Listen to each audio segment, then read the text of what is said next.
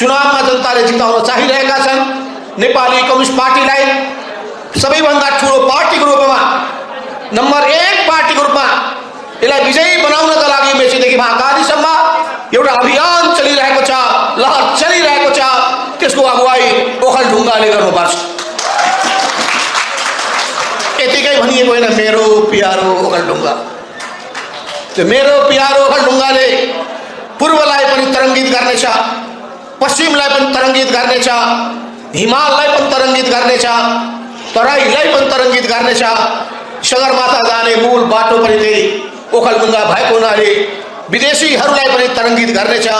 र यसले मलाई लाग्दछ अहिलेको चुनावमा कीर्तिमान त कायम गर्छ, भोलिका दिनमा पनि जनचाहना अनुसार, अहिलेको जेनजी पुस्ताले खोजे अनुसार, नवयुवा पिँढीले खोजे अनुसार हाम्रो राजनीतिमा भएका विकृतिहरूलाई अन्त्य गर्ने, समाजमा भएका विसङ्गतिहरूलाई उन्मूलन गर्ने र हामी जनचाहना र भावना अनुसार काम गरेर देखाउने, जनचाहनालाई हामी पुरा गरी छाड्नेछौँ।